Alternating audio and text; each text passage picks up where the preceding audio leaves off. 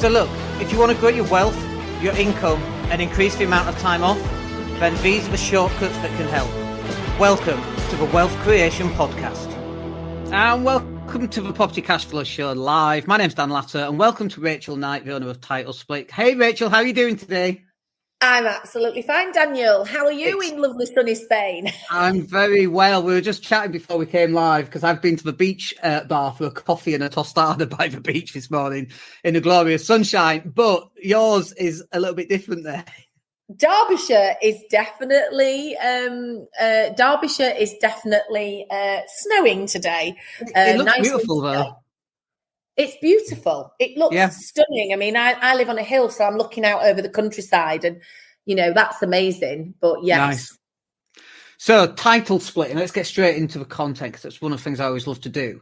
Talk to me about title splitting. Just explain for those people that aren't aware of what it is. I want to know two things, like straight out the bat. One is, what is it? And the second one is, why would a person do that over, say, something else?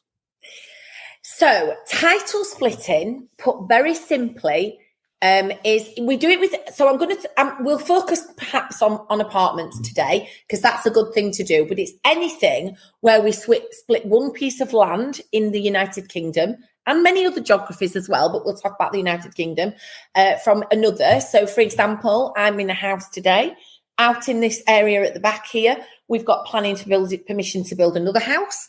That would be when we build that other house. We haven't split the land yet. We've now got the planning. We'll build the other house, which will have a lovely view over the countryside. We'll have two houses. We will split the title, freehold, one house from the other house, which will be another freehold. When we come to apartments, it's freehold of the building, the land, the site, if you like, the airspace above, and the land below, and we create leasehold apartments and grant leases, which is the leasehold, and that is a title split. Some people go, well, it's not called that. Well, it is. It's a dictionary term. It's been around for centuries, and I mean literally hundreds and hundreds of years, but ultimately it's about splitting land and ownership of property, one from the other. Okay. And in terms of, for example, so in my mind, there's two ways of doing it. One is you buy a house on a corner plot. That's like, and I remember 10, 15 years ago, that was a massive move to buy houses on corner plots. I'm sure most have gone, but I'm sure there's still also quite a lot that are still out there. So that's kind of obvious. You split the land, you live in the house, you get planning permission to build the other one. And then the second type is where you have a big house, like a 4 or 5 bed semi or detached, and then you're going to split that up and turn it into studios, right?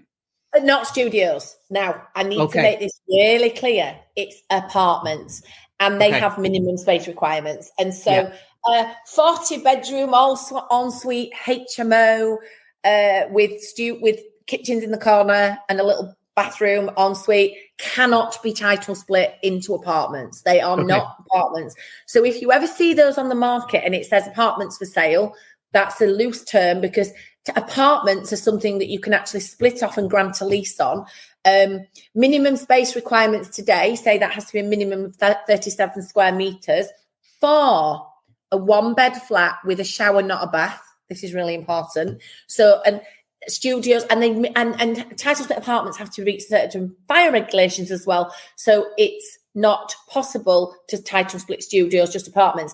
Now, but it's a massive opportunity. It doesn't have to be big houses. In fact, there is, hot off the press since November last year, and many of you listeners will know this, there is, the government are currently looking at permitted development where we can take even a terrace house that could split into 2 apartments and under permitted development, split that into 2 apartments. As long as the outside looks the same, we'll be able to do that under PD because we've got an issue, as you know, in the UK, there's not enough homes for people to live in, and this will create more homes for people to live in.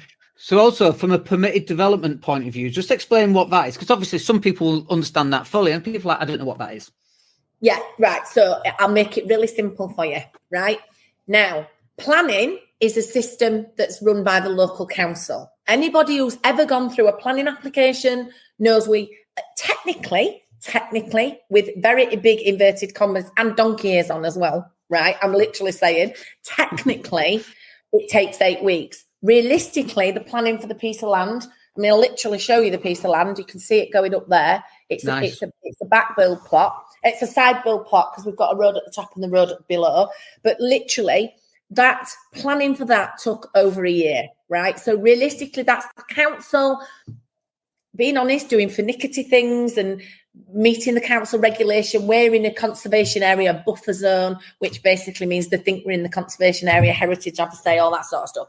Permitted development in certain areas, not in every area, but permitted development is government overruling the council. That is a really easy way to explain it if you're a property investor. So permitted development is a really good thing for us. So anything that goes into permitted development, so for example, big old office buildings that get, some of the Class E stuff that can be done. I'm not going to talk about permitted development in detail today, but, some of that stuff that can be converted into apartments.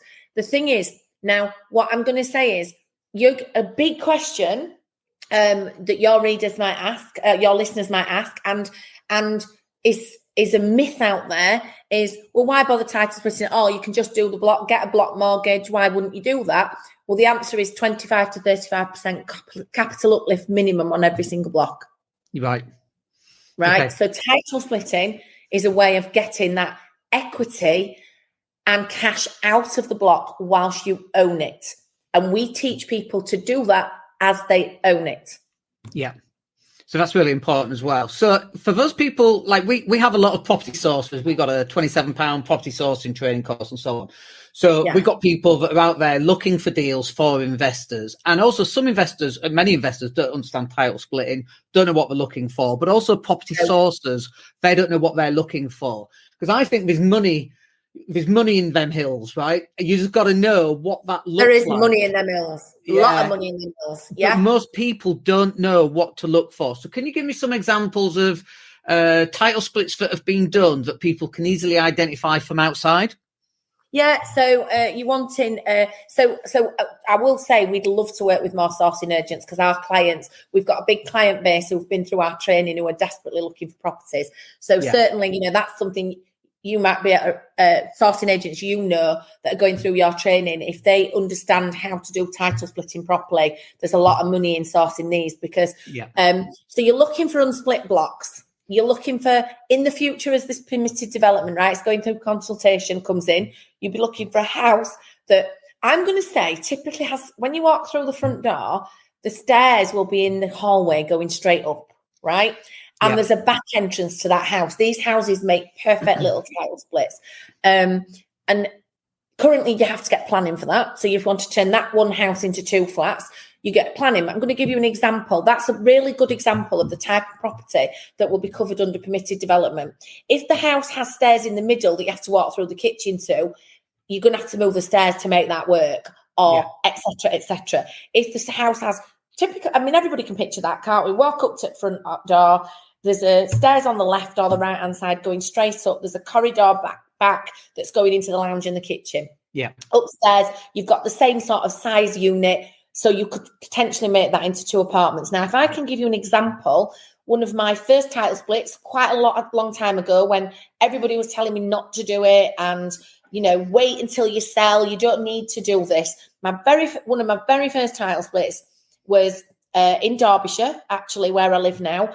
And I bought two terraced houses at auction and I went for planning back in the day when planning took like 4 months, not a year, right? And so I went for planning and I got planning to turn two-bed terraced houses into four two-bed flats, right? So 2 flats a house, right? Yeah.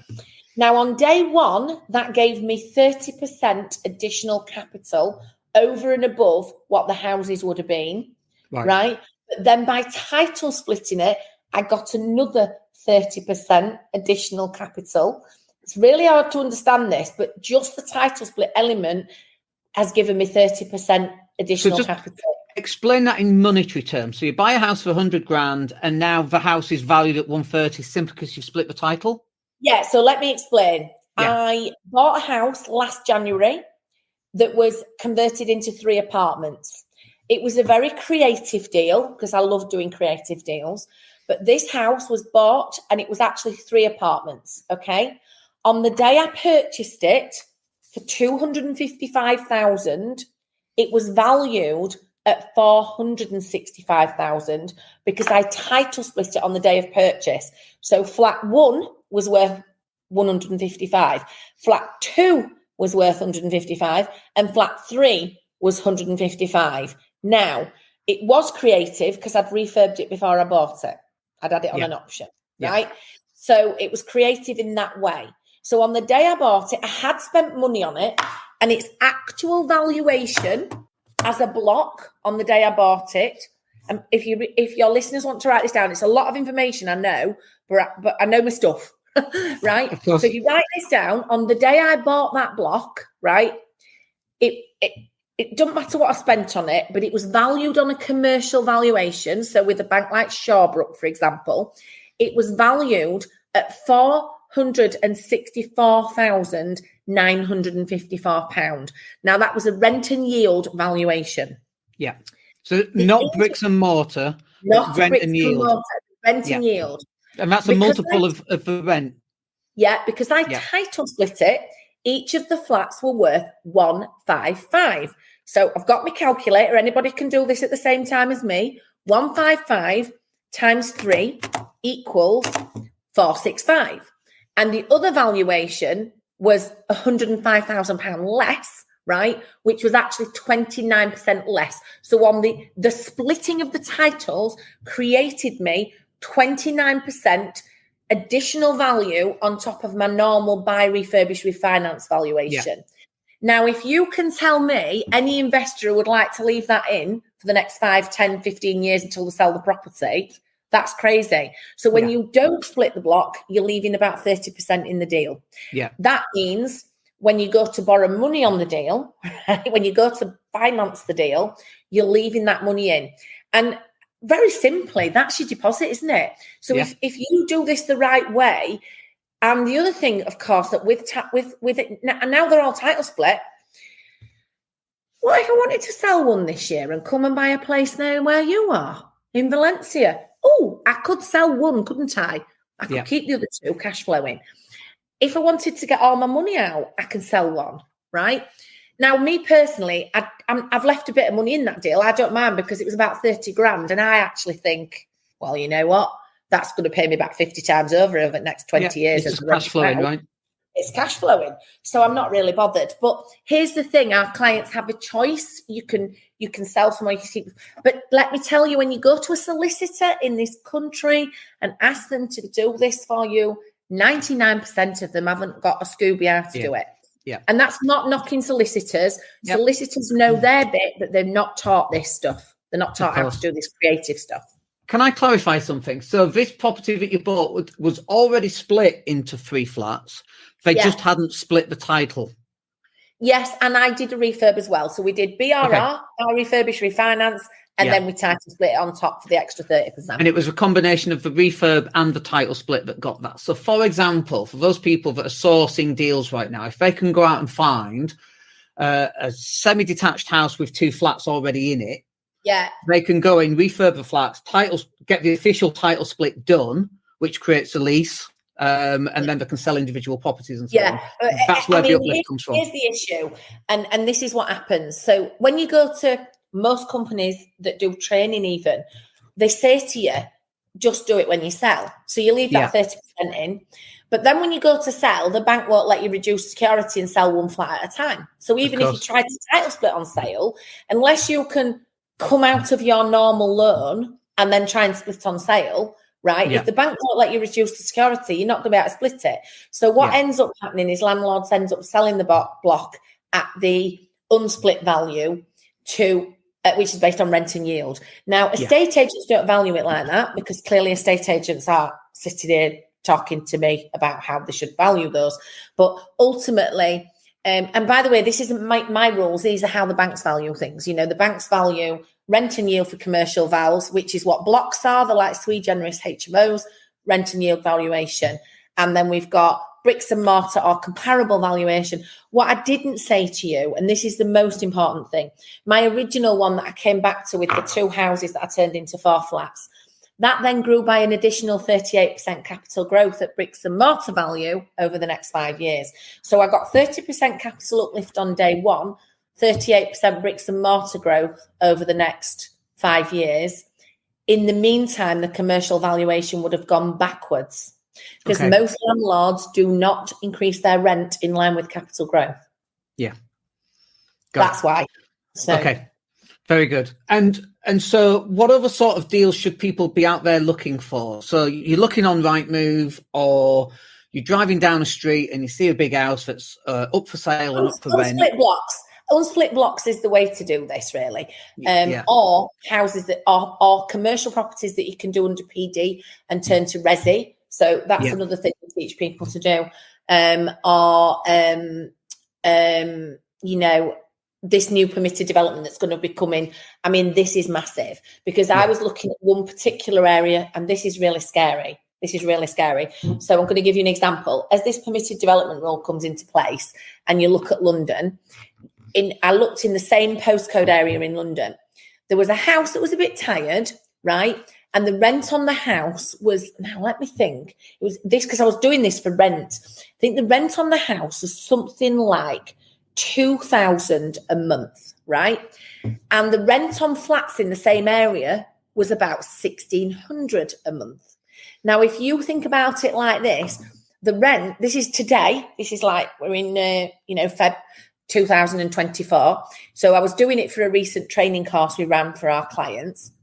And I was showing them this example where if you could have that house and create 2 apartments, your rent would be £1,600 an apartment. So that's 3,200 for 2 apartments, and your rent on the house was 2,000.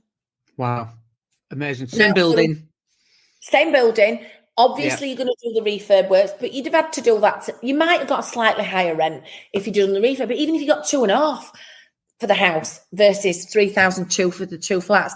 So your rent will be higher for having 2 units. And not only that, you get that 30% capital uplift. Well, here in these instances, it might even be more because you're turning a house into 2 flats. And those 2 flats where I did those original ones, they were a little normal market town. The houses, the little 2-bed terrace houses weren't going up in value at the same rate as flats were going up in value. Yeah. Because flats are sort of modernised, more, low maintenance, all that sort of stuff. And the houses were going up slightly lower in value. So, for me, it's a no-brainer to title split. It has been since 2017. Most investors still don't do it because their mortgage broker tells them not to, their solicitor tells them not to, or their training company tells them not to. Yeah. Okay. I've got 2 more questions.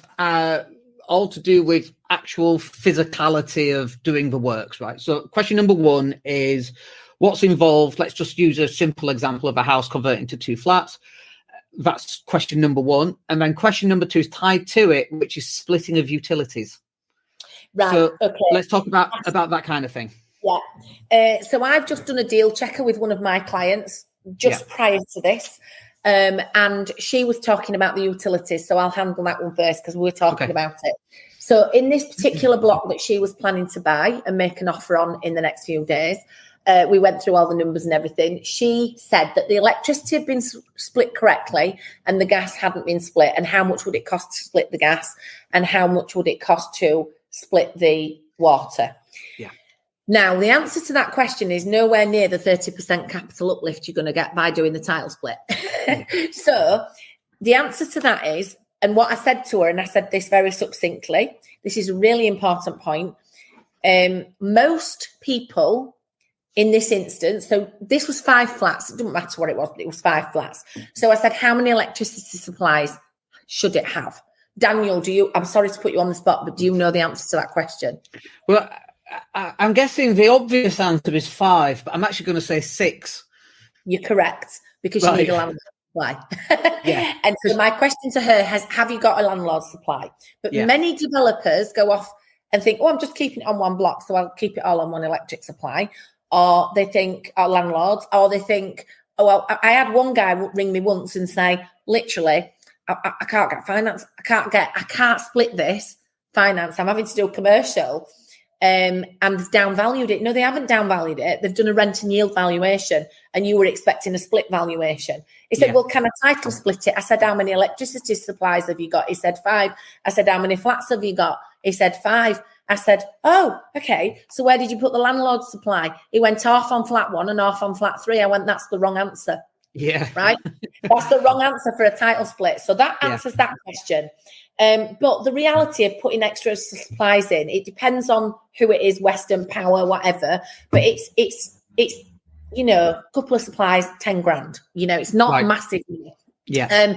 Would the client that I was talking to today, I said, well, I wouldn't worry about the gas. In fact, as you refurb the flats, I'd take the gas out because in 10 years' time, 2035, we're trying to move away from gas. So I would be looking at putting the lowest cost electricity heating in for an apartment. So that's what we do with flats. And then the other thing is water. It's a few £1,000s. So the other one I get asked about along similar lines is solicitors' fees, and I say the same answer. Nothing like the cost of nothing like 30% capital uplift.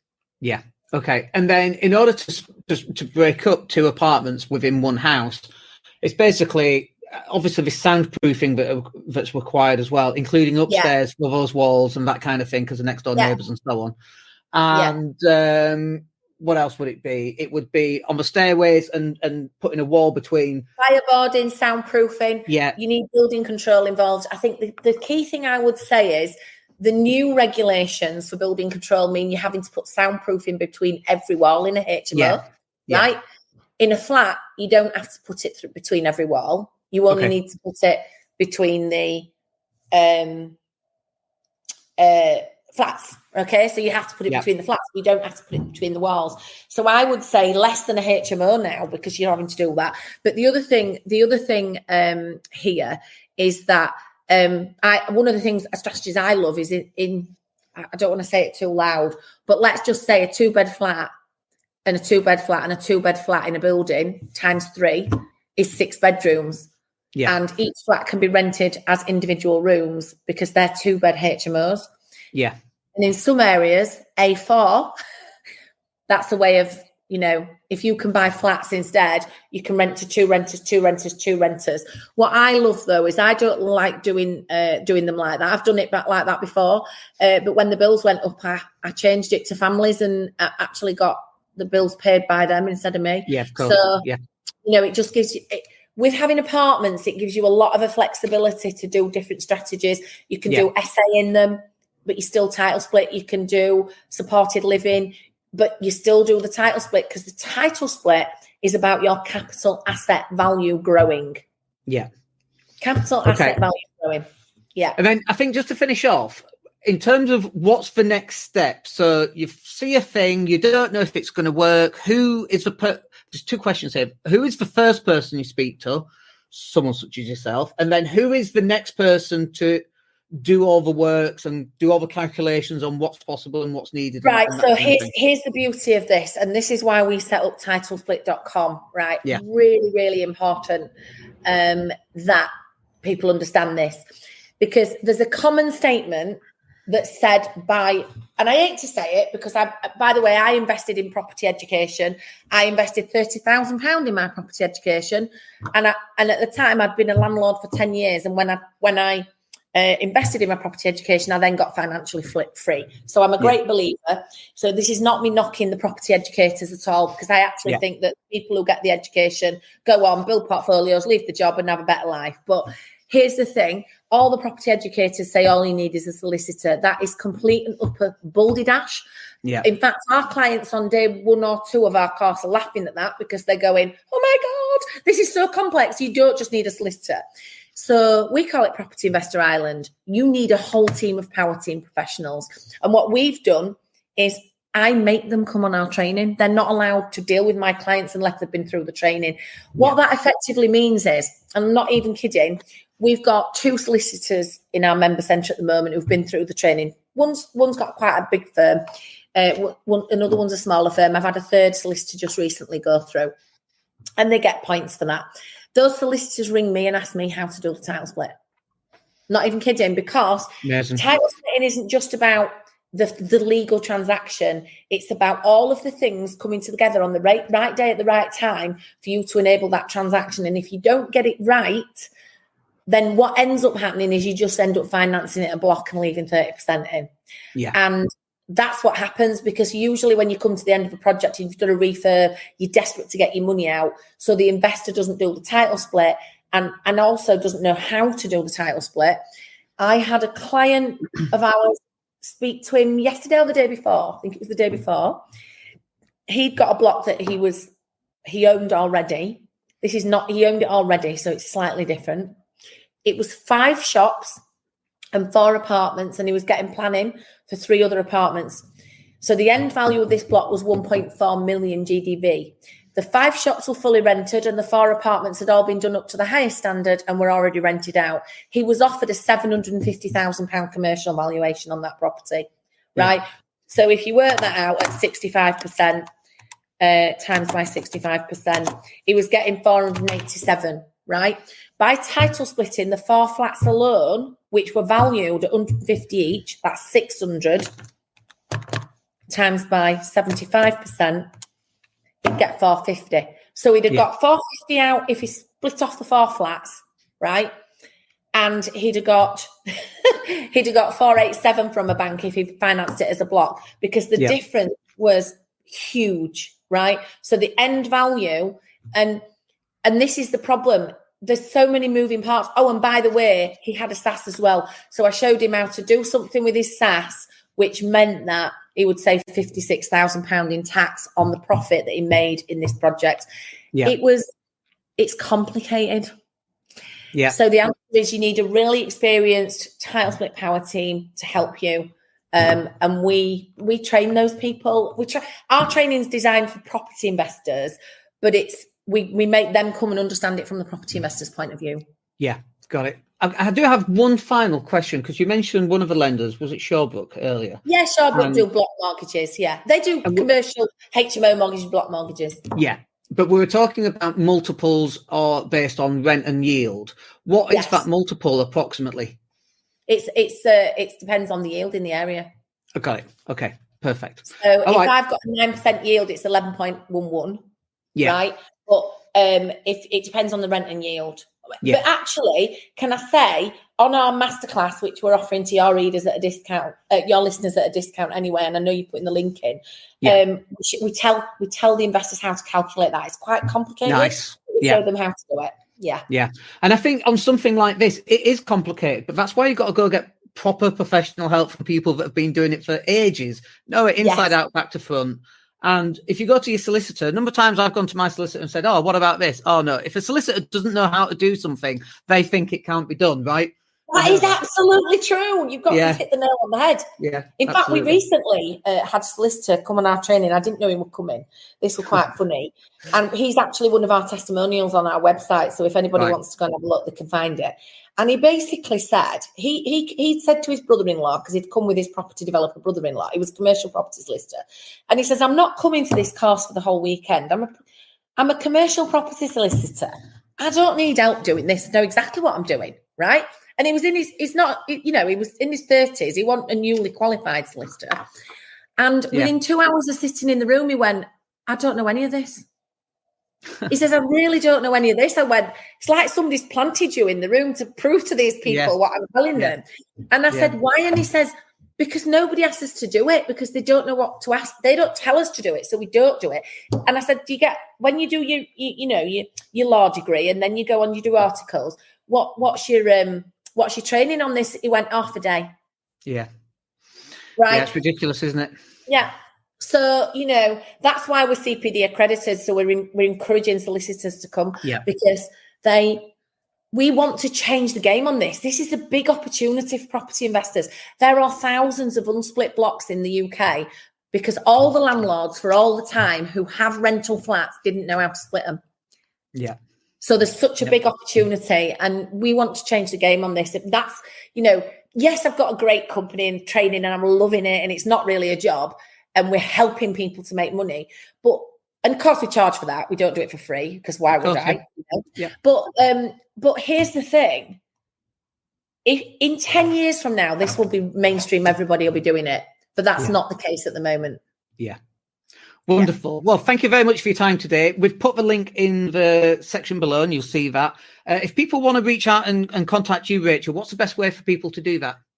So go through that link. I'll go through our website, but I'd say go through the link. That's a free download. So that link, and then my team will offer you the opportunity to buy the masterclass if you want to, which is £37. That's the offer. It's normally £97. And I just think come along and then, you can either talk to one of me or my team. After the masterclass, we give people a free call with either, it's probably one of my team usually.